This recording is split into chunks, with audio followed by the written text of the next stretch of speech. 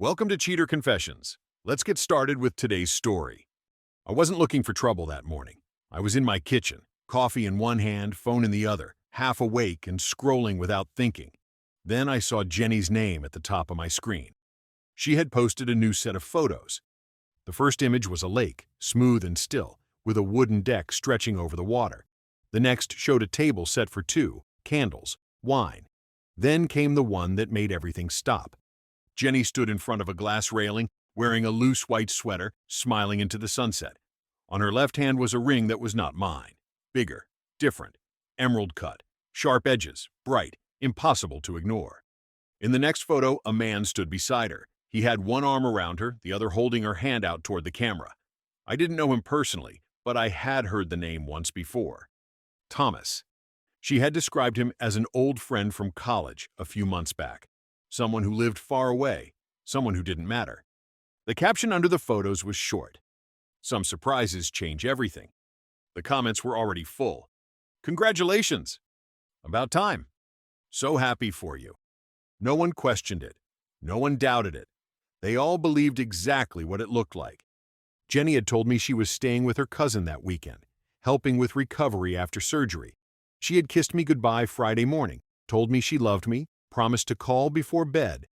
Now I was looking at proof that none of it had been true. I opened the location tag, a private lakeside cabin 2 hours north. I checked the timestamps, posted less than 10 minutes ago. I watched the short video attached at the end. Thomas was on one knee. Jenny covered her mouth, then nodded, then laughed while he slid the ring on her finger. I set my coffee down, took screenshots, saved the video, captured the comments, the tag, the time, every detail. No anger, no shaking hands, no long thoughts. I locked my phone, stood in silence for a moment, and said out loud to no one, "All right, Jenny, let's finish this properly." I didn't call Jenny. I didn't comment on her post. I didn't ask anyone what it meant. The answer had already been handed to me in clean pictures and a 30-second video. Words wouldn't change that. I opened my laptop and pulled up the folder labeled October. Inside were contracts, invoices, schedules, names, phone numbers, everything tied to the future she had just traded for a weekend by a lake. I started with the venue. "Good morning, this is Howard Bennett. I'm calling to cancel our wedding reservation for October 12th. There was a pause. "May I ask the reason, sir?" "My fiancée accepted another man's proposal this morning. It's posted online. You can release the date." Silence again. Then a soft, "I'm sorry to hear that. I'll send confirmation shortly." I hung up and moved down the list. Photographer, decorator, caterer, musician, hotel coordinator. Each call was the same. Short, direct, final. No explanations beyond the truth. By the time I finished the last one, an hour had passed and my coffee had gone cold. Then I opened a new message and typed an address I had memorized. Diana, Jenny's mother. I attached 2 screenshots and the video link. I didn't write a single word. I hit send and closed the laptop. My phone rang 3 minutes later. "Howard?" Diana's voice was sharp, breathless. "What is this? Why am I seeing pictures of my daughter wearing another ring on my screen?" "It's what she posted this morning." "There has to be an explanation. You shouldn't be canceling anything until we talk to her." "Inconvenience is already handled. The wedding is canceled." Her voice broke. "You canceled the church too? Without speaking to Charles first?" "I was the groom. I don't need permission to end my own wedding." Charles's voice came through in the background, low and angry. "You're acting fast for a misunderstanding. She spent the weekend with another man, Charles. The video speaks for itself." Diana started crying. "Do you have any idea how this will look? People are already calling." "I didn't post it. Jenny did." There was nothing else to add. I ended the call. Within minutes, messages began stacking on my screen. Cousins, bridesmaids, friends I barely remembered meeting. I turned the phone face down and watched it go silent, one vibration after another. For the first time since I saw her post, I felt something move in my chest. Not pain, relief. Everything was finally clear. It was nearly midnight when I heard the pounding on my door. Not a polite knock, not a doorbell. A hard, frantic beat that told me exactly who it had to be. I didn't rush to answer. I walked slowly across the living room and looked through the peephole. Jenny stood on the other side, hair pulled back in a messy twist, face bare, eyes wide. Her hands trembled as she knocked again. "Howard, open the door, please." I unlocked it and stepped back. She walked in without waiting for permission. Her eyes scanned the room like she had lost something inside it. "You canceled everything," she said, breathless. "My parents are losing their minds. The wedding planner called me at work. The church sent a notice. What did you do?"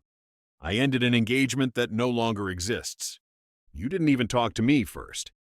You talked to the internet first." Her jaw tightened. She looked away, then back at me. "It's not what you think." "Then explain the ring." "It was a moment. A stupid moment. I didn't plan it. He surprised me. You said you were with your cousin." I panicked. I didn't know how to tell you that I ran into him. I didn't know what to do. "You could have told the truth." She laughed once, nervous. "You make it sound easy. You wouldn't have understood. I was confused." "Confused enough to let him kneel in front of you and slide a ring on your finger?" Her face dropped. "It wasn't supposed to go online. Thomas posted it before I could ask him not to. So this only became a problem when the world saw it." "That's not fair." "What's not fair is you standing here pretending this is small."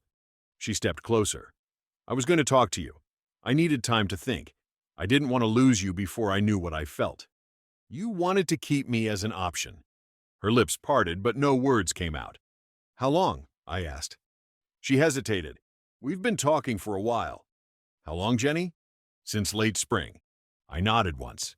"So, while we were meeting vendors, tasting cake, picking a guest list, you were catching up with another man.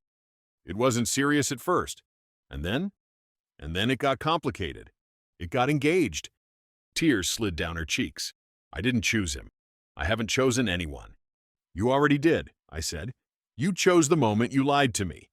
I walked to the table by the door. "You can leave." She stared at it. "You're really doing this?" "Yes." "This is an overreaction," she said. "You're throwing away everything." "No," I replied. "I'm just not pretending it's still real." I opened the door. "Goodbye, Jenny." She stood there a second longer, then turned and walked out. I locked the door behind her and leaned my forehead against the wood. The silence that followed was heavier than any argument, and somehow it felt clean. The reactions started the next morning. My email was full before I even poured another cup of coffee. Messages from the venue manager, the wedding coordinator, the florist, even the hotel where our guests were supposed to stay. Most of them were straightforward confirmations. A few were hesitant. Then the church called. "Howard, this is Pastor Reynolds," he said, voice gentle but strained. "I received your cancellation request. Jenny's parents contacted me as well. They're asking me to delay final action for now." "She got engaged to another man," I said. "There is nothing to delay." "I understand," he replied carefully. "But her family has been part of our church for many years. They've contributed greatly. They are hopeful this can be discussed in counseling before we proceed." "And if I don't want counseling?" There was a pause. "I'm asking you to consider one meeting, out of respect." Respect left the moment she put on someone else's ring. He sighed. "Please understand my position." "I understand it perfectly, and I'll be speaking with a lawyer today." We ended the call. I dialed my cousin Kevin on the way out the door. "She can't unilaterally reverse a cancellation in your name," he said. "Send formal written notice, certified, email copies. Make it clear you are withdrawing from all agreements." "I want it clean." "Then that's exactly how we'll make it." By lunchtime, Kevin had drafted the letters, and I signed every one of them. While that was happening, my phone kept lighting up. Bridesmaids, friends, people who weren't my friends at all. "You're humiliating her. You should have handled this privately. Real men fight for love." I didn't answer any of it. I posted once, on my own page. "My fiancé accepted another man's proposal while engaged to me. I've canceled the wedding. No abuse, no drama, just facts." I added one screenshot. Just one. Enough. The tone shifted immediately. Messages stopped. Some were deleted. Accounts went quiet. Through mutual contacts, I heard what was happening on her side. Jenny hadn't shown up to work. She locked herself in her parents' guest room. Friends who had defended her stopped answering her calls when the truth spread. Some of them avoided her completely. For the first time, the story wasn't being controlled by her charm or her tears. It was being controlled by the truth. and all I had done was let it stand. That night, I sat in the same silence as the one before. Only this time, it felt different. It felt like protection. The call came that Thursday evening just as I was finishing dinner. I didn't recognize the number. I almost ignored it. Then something in me said to answer. "Is this Howard?" a man asked. "Yes, this is Thomas." There it was. The name that had been a stranger. Then a photo. Then a problem. Now a voice. "I just found out Jenny was engaged to you," he said. His tone wasn't aggressive. It was stunned. "She told me you were her ex, that you and her were over months ago." "She was still wearing my ring last week," I replied. There was a long silence. "She said she left you because you were controlling," he continued, "that you didn't support her. She said she needed someone who understood her. She told me you were just an old friend she ran into by accident." A quiet, bitter laugh came through the phone. "That's impressive. She's been telling me she was falling in love with me for 3 months." "3 months?" I repeated. "Since early summer. We met for coffee first, then dinners, weekends. She said she was finally free." He paused. "She never once said another man was still planning a wedding with her." My hand tightened around the phone.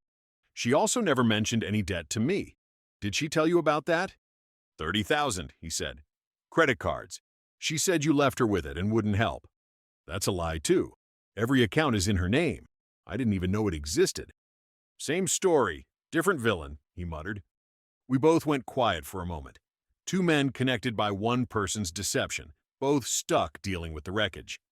"So you proposed?" I asked. "Yes. I thought I was starting a life with someone honest." His voice dropped. "Now I just feel stupid." "You're not," I said. "You were given a script and played your part. Same as me. She tried calling me all day when she found out you canceled everything. I didn't answer. I didn't answer either. I'm done, Howard. She doesn't get another conversation, another explanation, another excuse. I thought you should know that much, at least." "I appreciate it."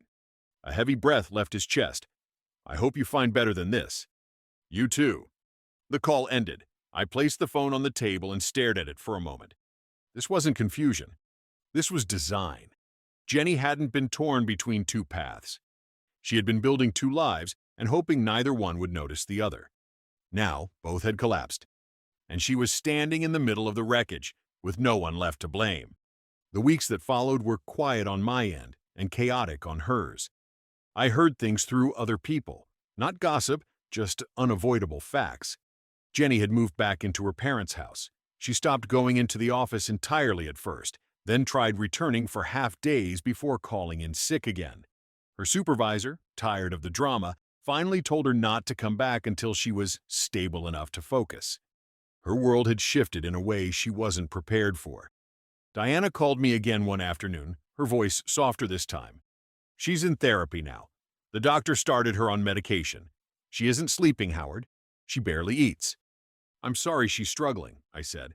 "But that doesn't change what she did. She knows she destroyed everything. She cries all the time, asking how she could be so stupid. That doesn't make it undone." A few days later, Charles asked to meet me in person. We sat in a coffee shop near his office.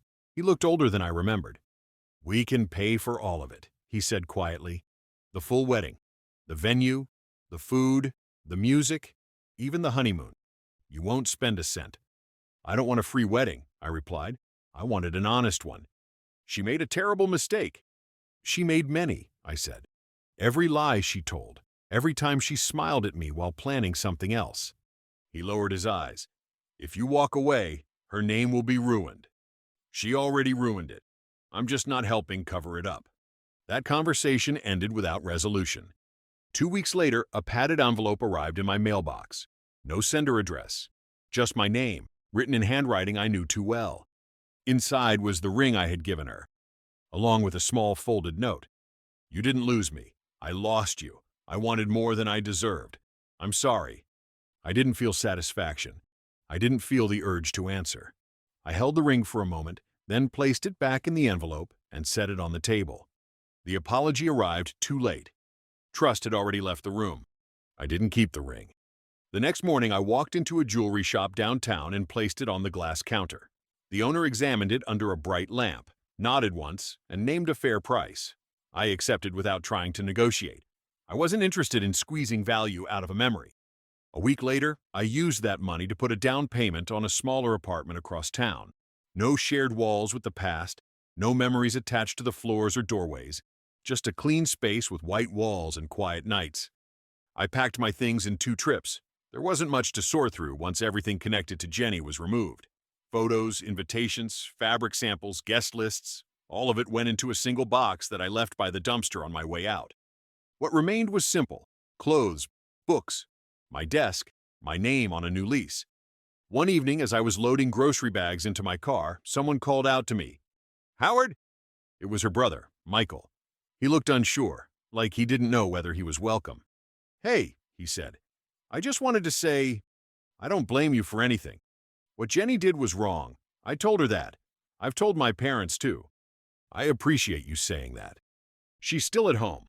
Therapy twice a week. No job right now. She doesn't really go out anymore." He hesitated. "Our family stopped going to the old church. People wouldn't stop staring.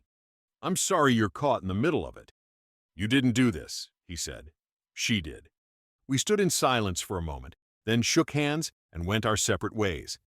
Later that night, I sat on the balcony of my new place. I thought about that morning weeks ago, the way an ordinary scroll had cracked open the truth. I thought about the life I almost walked into. Jenny thought she had 2 futures waiting. She ended up with none of them. I thought I lost everything in one moment. In reality, I only lost the lie. And in its place, something quieter moved in. Clarity. That was the real engagement I walked away with. 2 months later, I walked past the same cafe where Jenny and I used to sit on Sunday mornings, planning guest lists and arguing over napkin colors. The outside tables were full. New faces, new laughter, no memory of what had almost happened there. It struck me how small that old future felt now. I stepped inside, ordered black coffee, and sat alone by the window. The exact spot where she once squeezed my hand and said, "I can't wait to be your wife." I didn't feel anger. I didn't feel grief. Just distance, like looking at someone else's life through glass. My phone buzzed. A message from an unknown number. "It's Jenny. I won't bother you again. I just need to say this once. I'm not in denial anymore. I'm not pretending. I ruined my own life because I wanted more, and I didn't appreciate what I already had. I am not asking for forgiveness. I don't deserve it. I just needed you to know I finally understand." For a long moment, I stared at the screen. Then I typed one sentence. "I hope you learn to live honestly. That's all that matters now." I pressed send and locked the phone. That was the last communication between us. Later that week, I signed a new contract, a consulting project I'd wanted for years but never pursued because my focus had been weddings, venues, compromises. I shook hands with a new client, sat in the office, and felt something I hadn't felt in a long time. Freedom. Not the reckless kind, the quiet kind. The kind that comes when you no longer have to doubt the person sitting across from you or worry about hidden messages, fake smiles, or secret weekends. The kind that comes when the truth finally settles. On a Saturday morning, just like the one that started it all, I stood on my balcony with coffee in my hand. The city below moved on, indifferent to the drama it had witnessed. I opened my phone. I didn't check her page. I didn't search her name. Instead, I added a reminder to my calendar, a simple note for the future. Only choose someone who chooses you first. Then I closed my phone and let the past stay exactly where it belonged, behind me. Thank you for watching.